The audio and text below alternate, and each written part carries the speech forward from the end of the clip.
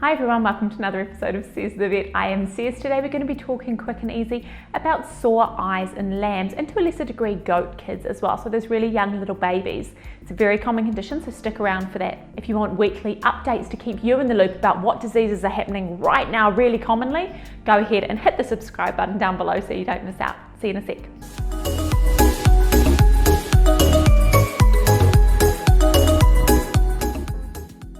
Hi everyone, welcome back to Sez the Vet. I am Sez. So we're chatting today about these sore eyes in tiny little lambs and goat kids as well. Sore eyes in the first day up to the first couple of weeks of life. There are some super common conditions that occur. So if you've got a little one, there are three main things that I'm going to be thinking of. First and foremost, entropions. Secondly, pink eye or conjunctivitis. And third, direct trauma to the eye. Of course, there are more obscure diseases as well we need to mention. So severely sunken eyes when they're super dehydrated can cause very irritated eyes, ulceration and weeping. But so long as the lamb or kid is otherwise well, bright and alert, good appetite and all the rest of it, then my three top possibilities are those. Now, first and foremost, the most common condition that I see is one called entropion, and this is where the animal is born with, as bizarre as it sounds, eyelids on the bottom that are actually just a little bit too long for the eye. It can be on one side or it can be on both. And what happens is the lower eyelid actually rolls in when it's too long, so we have wool or fibre rubbing against the outside of the eyeball. And when you have irritation to the eyeball itself, you will get ulceration, which is incredibly painful, and eventually blindness and loss of the eye altogether. Now, the good news is they do tend to grow out of it pretty quickly, but depending how severe it is, dictates how you want to treat this. If you catch it super early, then great, but to be honest, it seems like usually by the time an owner notices something's wrong, an ulcer has already set in, which requires veterinary medication. So I always recommend a vet check to make sure we're treating the right thing, for welfare, of course, and for the sake of saving the eye. Now, I will always be giving anti-inflammatory pain relief along with treatment. So just so you have an appreciation of the options, right at the easiest end of the spectrum, if you can roll that out with your fingers and it stays out, so the eyelid is sitting nice and flat against the eyeball, you may just get away with continuously doing this throughout the day, many times for a few days, or to be honest, even weeks.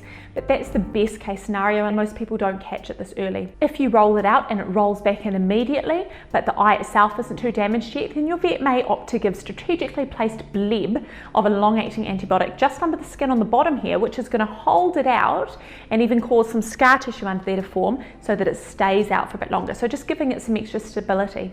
If the eyeball is severely affected or the animal's a bit older, so obviously not growing out of it super quick, then I actually sedate them and stitch the eyelid down. It's not a scary procedure at all. It does need to be done. Now, I know that there are staple versions of this as well, which I don't personally use, but they are out there, and I know that some farmers do use them.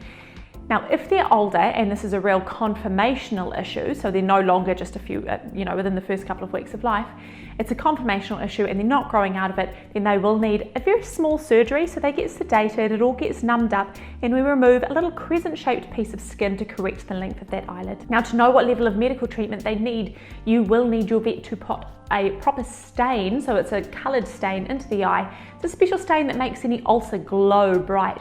And then based on the results of an optical exam, your vet may just prescribe a topical cream that you just put into the eye, possibly injectable antibiotics, definitely your anti-inflammatory pain relief to save the eye. It's all based on how severe it is.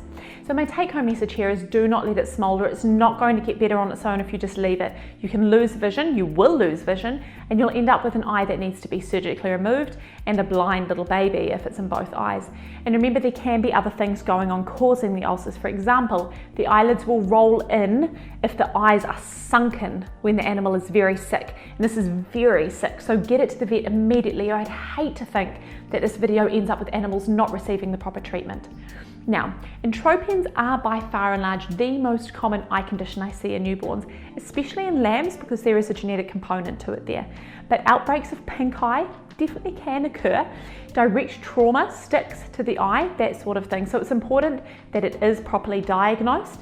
Either of those causes are also going to require medication, okay? Now, I do have another video on pink eye, so follow my channel, jump over and check that one out if you're concerned about that.